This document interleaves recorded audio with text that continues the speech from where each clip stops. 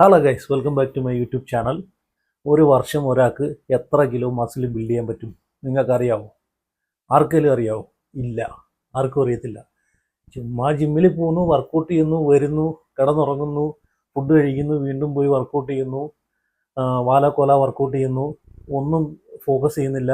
എന്നിട്ട് പറയും ഒരു വർഷമാകുമ്പോൾ പറയും ഞാൻ ഒരു വർഷം ജിമ്മിൽ ചെന്ന് കഷ്ടപ്പെടുന്നുണ്ട്, എന്നിട്ട് എനിക്ക് മസിൽ വരുന്നില്ലെന്ന് പരാതി പറയുന്ന അനിയന്മാർക്ക് വേണ്ടിയിട്ടാണ് ഞാൻ ഈ വീഡിയോ സമർപ്പിക്കുന്നത്.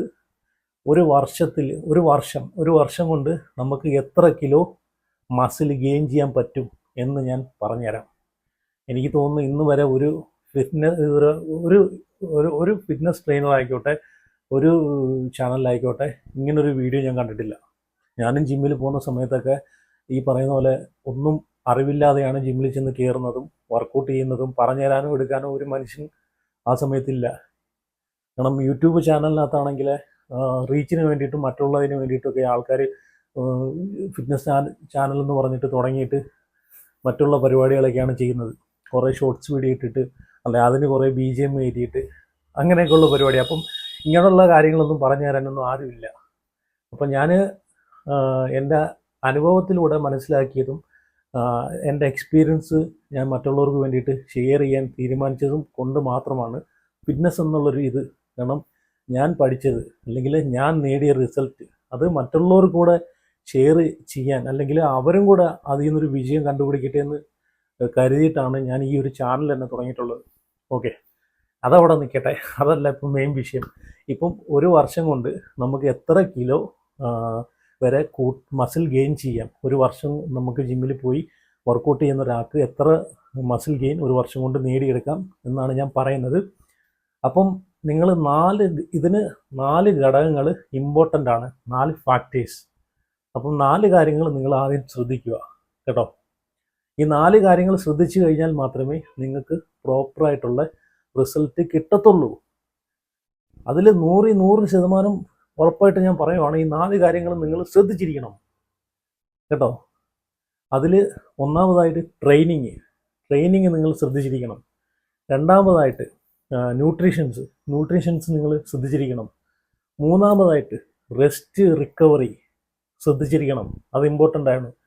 നാലാമതായിട്ട് നിങ്ങൾ പറയൂ എന്താണെന്ന് ഞാൻ പറഞ്ഞുതരാം. ഇത് ഇമ്പോർട്ടൻ്റ് ആയിട്ടുള്ളൊരു കാര്യം തന്നെയാണ്. കാരണം മസിൽ ബിൽഡ് ചെയ്യണമെങ്കിൽ ഈ സാധനം ഇച്ചിരിയെങ്കിലും നമ്മളെ ശരീരത്ത് വേണം, അല്ലെങ്കിൽ നമ്മളെ ബ്ലഡിൽ വേണം. ജെനറ്റിക്സ് അറിയാലോ, ജെനറ്റിക്സ് നല്ല ജെനറ്റിക്സ് ആണെങ്കിൽ നിങ്ങൾക്ക് അധികം കഷ്ടപ്പെടേണ്ട വരത്തില്ല ജിമ്മിൽ ചെന്നിട്ട്. എന്ന് കരുതി ജെനറ്റിക്സ് ഇല്ലാത്തവന് മസിൽ ബിൽഡ് ചെയ്യാൻ പറ്റത്തില്ലെന്നല്ല. കുറഞ്ഞ ജെനറ്റിക്സ് ഉള്ള ആളാണെങ്കിലും കുറച്ച് ഹാർഡ് വർക്ക് ചെയ്യണമെന്നേ ഉള്ളൂ, കുറച്ച് കഷ്ടപ്പെടണമെന്നേ ഉള്ളൂ. കഷ്ടപ്പെട്ട് കഴിഞ്ഞാൽ മസിൽ ബിൽഡ് ചെയ്യാൻ പറ്റും. പക്ഷേ ചില ആൾക്കാർ കണ്ടിട്ടുണ്ടോ, ഇപ്പം എൻ്റെ ഫാദറിനൊക്കെ നല്ല ജെനറ്റിക്സ് ആയിരുന്നു, നല്ല ഹൈറ്റും വെയിറ്റും. ജിമ്മിൽ പോകാൻ തന്നെ ഞാൻ കണ്ടിട്ടില്ല, പക്ഷെ അങ്ങനെയാണ് എല്ലാവരും പറയുന്നത്. ആ ജെനറ്റിക്സ് ആണ് എനിക്ക് കിട്ടിയിട്ടുള്ളതെന്നാണ് മിക്കുള്ളവരും പറയുന്നത്. എൻ്റെ ഫാദറിന് ഈ പറയുന്ന പോലെ അധികം ഹൈറ്റോ അധികം വെയിറ്റോ ഇല്ലാത്ത ഒരാളാണ്. പക്ഷേ എനിക്ക് നല്ല ഹൈറ്റും ഉണ്ട് വെയിറ്റും ഉണ്ട്. അതുകൊണ്ട് ഞാൻ ജിമ്മിൽ ചെന്ന് ഒരുപാട് ഹാർഡ് വർക്ക് ഒരുപാട് ടൈം പീരീഡ് എടുക്കാതെ തന്നെ എനിക്ക് നല്ലൊരു പൊട്ടൻഷ്യൽ ബോഡിയിൽ ഉണ്ടാക്കിയെടുക്കാൻ പറ്റി കേട്ടോ. വ്യത്യാസം മനസ്സിലായല്ലോ? അതുകൊണ്ടാണ് ഞാൻ പറയുന്നത്. ജെനറ്റിക്സ് മോശമാണെന്ന് പറഞ്ഞാൽ നിങ്ങൾക്ക് മസിൽ ബിൽഡ് ചെയ്യാതിരിക്കാൻ പറ്റുമെന്ന് ഞാൻ പറയുന്നില്ല. ജെനറ്റിക്സ് മോശമാണെങ്കിലും നിങ്ങൾ ഒന്ന് ഹാർഡ് വർക്ക് ചെയ്യുകയാണെങ്കിൽ നിങ്ങൾക്ക് കയറി വരാം എന്നാണ് ഞാൻ പറയുന്നത് കേട്ടോ. പക്ഷേ ചില ആൾക്കാരിൽ ജെനറ്റിക്സ്, ഇപ്പം ഒരു എക്സാമ്പിൾ പറയുകയാണ്, ഉണ്ണി മുകുന്ദൻ്റെ ജെനറ്റിക്സ് നല്ല ജെനറ്റിക്സാണ് ഉണ്ണിക്ക് കിട്ടിയേക്കുന്നത്. ഉണ്ണി മുകുന്ദൻ്റെ ബോഡിയും ആ ഒരു ഹൈറ്റും വെയിറ്റും ബോഡിയുടെ സ്ട്രക്ചറൊക്കെ വെച്ച് നോക്കി കഴിഞ്ഞാൽ മനസ്സിലാവും. കാരണം ജിമ്മിൽ പോകാതെ തന്നെ പുള്ളിക്ക് ആ ഒരു ഫിസിക് ഉണ്ട് ഓൾറെഡി. പിന്നെ ജിമ്മിലും കൂടെ പോയി ഒന്ന് കൺസിസ്റ്റൻസി ആയിട്ട് വർക്കൗട്ട് ചെയ്ത് ഡയറ്റൊക്കെ ഒന്ന് പ്രോപ്പറാക്കി കൊണ്ടുവന്നു കഴിഞ്ഞാൽ നല്ലൊരു ബോഡി തന്നെ ക്രിയേറ്റ് ചെയ്തെടുക്കാൻ പറ്റും കേട്ടോ. അപ്പം ഈ 4 കാര്യങ്ങൾ നിങ്ങൾ ശ്രദ്ധിക്കേണ്ടതായിട്ടുള്ള ഇമ്പോർട്ടൻ്റ് ആയിട്ടുള്ള ഘടകങ്ങളാണ്. ഒന്ന് ജെനറ്റിക്സ്, അത് ഞാൻ പറഞ്ഞു കഴിഞ്ഞു. പിന്നെ പ്രോപ്പറായിട്ടുള്ള ട്രെയിനിങ് രീതിയിൽ വേണം നിങ്ങൾ പോകാൻ കേട്ടോ. ട്രെയിനിങ്ങിനകത്ത് ഉടായ്പ കാണിക്കില്ലേ. ഇപ്പോൾ ട്രെയിനിങ്ങിനകത്ത് ഉദ്ദേശിക്കുന്നതെന്ന് വെച്ച് കഴിഞ്ഞാൽ നമ്മൾ ഗ്രാജുവലി വെയിറ്റ് ഇൻക്രീസ് ചെയ്ത് കൊണ്ടുവരണം. ഇപ്പോൾ സ്ലോ പ്രോഗ്രസീവ് അങ്ങനെയൊക്കെയുള്ള സംഭവങ്ങളുണ്ടല്ലോ, അതൊക്കെയാണ് ട്രെയിനിങ്ങിനകത്ത് ഉദ്ദേശിക്കുന്നത്. പ്രോഗ്രസീവ് ഓവർലോഡ്, അതൊക്കെയാണ് ഉദ്ദേശിക്കുന്നത്.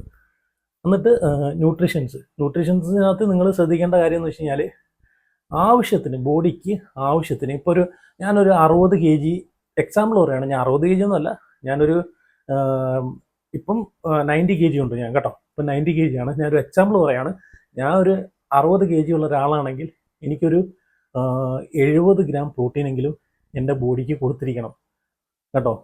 70 വരെയെങ്കിലും, 80 പോകാൻ കുഴപ്പമില്ല, പക്ഷേ 70-80 gram പ്രോട്ടീനെങ്കിലും എൻ്റെ ബോഡിക്ക് കൊടുത്തിരിക്കണം.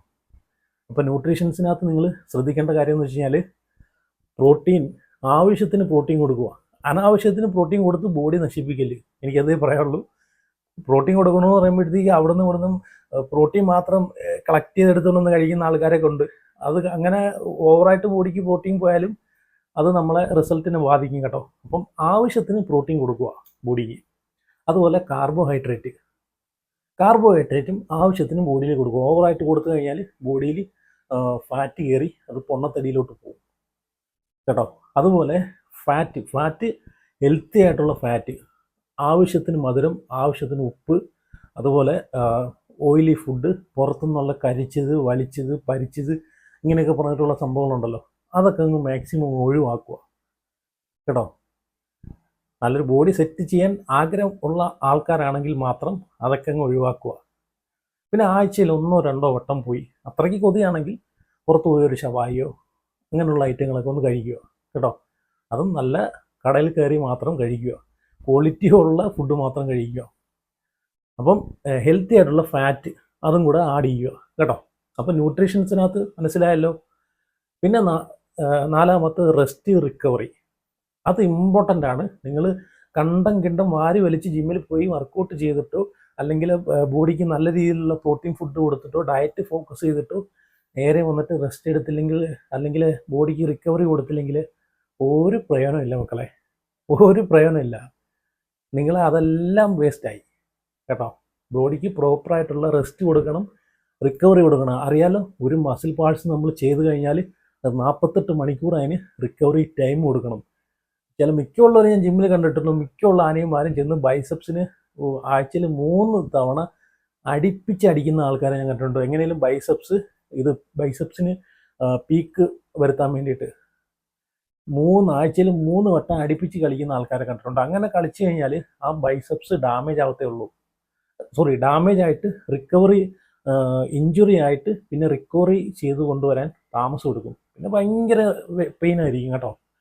അവിടെ അത് മസിൽസിനൊന്നും സംഭവിക്കത്തില്ല, റിക്കവറി സംഭവിക്കത്തില്ല. അപ്പം ഒരു മസിൽ പാർട്സിന് 48 മണിക്കൂറെങ്കിലും നിങ്ങൾ ടൈം കൊടുത്തിട്ട് മാത്രമേ അതിനെ പിന്നെ ട്രെയിൻ ചെയ്യിക്കാവൂ കേട്ടോ. അപ്പോൾ ഇത്രയും കാര്യങ്ങൾ നിങ്ങൾക്ക് മനസ്സിലായല്ലോ. അപ്പോൾ ഇത്രയും കാര്യങ്ങൾ നിങ്ങൾ ഫോളോ ചെയ്യുക, ഫോക്കസ് ചെയ്യുക കേട്ടോ.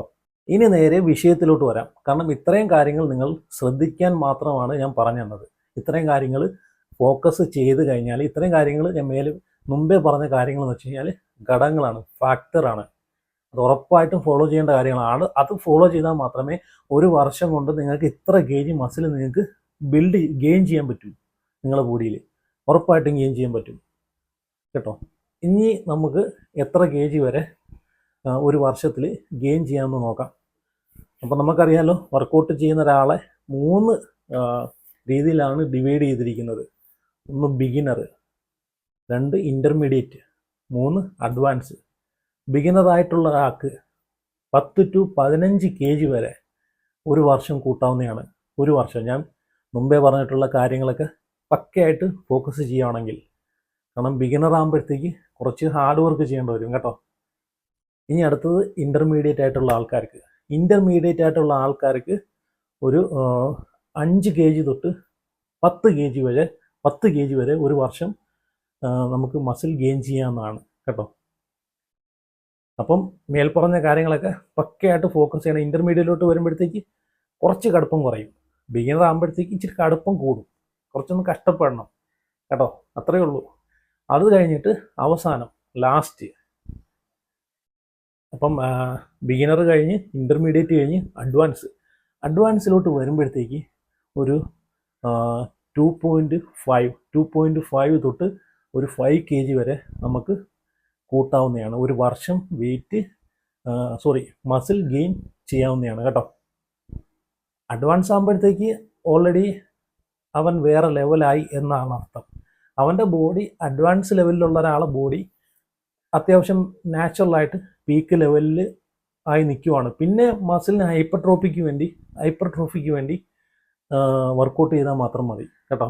അപ്പോൾ അതുകൊണ്ട് ഒരു വർഷം കൊണ്ട് അവൻ കൂടുതൽ ഫോക്കസ് ചെയ്യേണ്ടത് എന്താണെന്ന് വെച്ച് കഴിഞ്ഞാൽ ഹൈപ്പർട്രോഫി ഫോക്കസ് ചെയ്യുക, മസിലിന് ഹൈപ്പർട്രോഫി കൊണ്ടുവരാൻ ശ്രമിക്കുക. ഓൾറെഡി അവൻ അഡ്വാൻസ്ഡ് ലെവലിലാണ്, അവൻ്റെ ബോഡി നല്ല രീതിയിൽ മസിൽ ഗെയിൻ ആക്കി സെറ്റാക്കി വെച്ചേക്കുവാണ്. പിന്നെ മസിൽ സൈസ് കൂട്ടുക, അതാണ് അവൻ ഉദ്ദേശിക്കുന്നത്. അതുകൊണ്ട് നമുക്ക് ഒരു 2.5 to 5 kg വരെ കൂടും കേട്ടോ. അപ്പം വ്യത്യാസങ്ങളൊക്കെ മനസ്സിലായല്ലോ. അപ്പം ഞാൻ പറഞ്ഞതുപോലെ നിങ്ങൾ ഹാർഡ് വർക്ക് ചെയ്യുക. മുമ്പേ പറഞ്ഞിട്ടുള്ള കാര്യങ്ങളൊക്കെ കറക്റ്റായിട്ട് ഫോക്കസ് ചെയ്ത് ശ്രദ്ധിച്ചാൽ മാത്രമേ ഞാൻ ഇപ്പം പറഞ്ഞിട്ടുള്ള ബിഗിനർ ആയിക്കോട്ടെ, ഇൻ്റർമീഡിയറ്റ് ആയിട്ടുള്ള ആൾക്കാരായിക്കോട്ടെ, അഡ്വാൻസ്ഡ് ആയിട്ടുള്ള ആൾക്കാരൊക്കെ ആയിട്ടോ ഇത്ര kg വരെ ഒരു വർഷം കൂട്ടാൻ സാധിക്കത്തുള്ളൂ. ഇത്ര kg വെയിറ്റ് അല്ല കേട്ടോ. ഞാൻ kg എന്ന് പറയുമ്പോഴത്തേക്ക് വെയിറ്റാന്ന് വിചാരിക്കില്ല, മസിൽ കേട്ടോ. മസിൽ ഗെയിനോട് കൂടി നമുക്ക് വെയിറ്റ് കൂട്ടാൻ പറ്റത്തുള്ളൂ. ചുമ്മാ വെയിറ്റ് കൂട്ടുമല്ല കേട്ടോ. ചുമ്മാ വെയിറ്റ് കൂട്ടാൻ വേണ്ടി പൊണ്ണത്തടി വാരി വലിച്ച് തിന്നുമല്ല. നമ്മളെ മസിലിൻ്റെ സൈസ് കൂട്ടണം, അല്ലെങ്കിൽ മസിൽ ഗെയിൻ ചെയ്യണം അവിടെ. അതാണ് നമുക്ക് വേണ്ടത് കേട്ടോ. അപ്പം സ്റ്റിറോയിഡൊന്നും എടുക്കാതെ, സ്റ്റിറോയിഡ്സിൻ്റെ പിറകെ പോവാതെ ഒരു വർഷം കൊണ്ട് നമുക്ക് ഇത്ര kg വരെ കൺസിസ്റ്റൻസി ആയിട്ട് വർക്കൗട്ട് ചെയ്താലോ, ക്ഷമയോടുകൂടി വർക്കൗട്ട് ചെയ്താലോ. കുറച്ച് ക്ഷമ വേണം കേട്ടോ. ക്ഷമയില്ലാതെ ഒരു പരിപാടിയും നടക്കത്തില്ല. നാച്ചുറലായിട്ട് ബോഡി ബിൽഡ് ചെയ്യാൻ എന്ന് ആഗ്രഹിക്കുന്ന ആൾക്കാർക്ക് ഇച്ചിരി ക്ഷമ വേണം കേട്ടോ. എനിക്കാണെങ്കിൽ ക്ഷമയില്ല, അതുകൊണ്ട് ഞാൻ നേരെ സപ്ലിമെൻറ്റ്സിലോട്ട് ചെന്ന് ചാടും കേട്ടോ. ക്ഷമയെന്ന് പറഞ്ഞ സാധനം എനിക്കില്ല. ഞാൻ വർക്കൗട്ട് ചെയ്യാനായിട്ട് ഇറങ്ങിക്കഴിഞ്ഞാൽ പിന്നെ സപ്ലിമെൻറ്റ്സിൻ്റെ കളിയായിരിക്കും. അപ്പം ഞാൻ ചുമ്മാ അപ്പോൾ നിങ്ങൾ എടുക്കാൻ വേണ്ടി പറയല്ല, നാച്ചുറലായിട്ട് ബിൽഡ് ചെയ്യുന്നതാണ് നിങ്ങളുടെ ബോഡിക്ക് നല്ലത്, ഹെൽത്തിനും നല്ലത് കേട്ടോ. അപ്പം അതൊരു ലൈഫ് ടൈം ആട്ടോ. ലൈഫ് ടൈം നമ്മളിവിടെ കാണും, അതുകൊണ്ടാണ് പറഞ്ഞത്. അപ്പം ക്ഷമിക്കാൻ നിങ്ങൾ തയ്യാറാണെങ്കിൽ ഉറപ്പായിട്ടും നാച്ചുറലായിട്ട് സ്റ്റിറോയിഡ്സ് കുത്തിക്കയറ്റാതെ തന്നെ നിങ്ങൾക്ക് നല്ലൊരു ബോഡി ബിൽഡ് ചെയ്തെടുക്കാൻ സാധിക്കുന്നതാണ്. അപ്പോൾ എന്തായാലും ഇത്രയേ ഉള്ളൂ വീഡിയോ. നിങ്ങളുടെ അഭിപ്രായങ്ങളൊക്കെ കമൻറ്റ് ചെയ്യുക. Okay, by.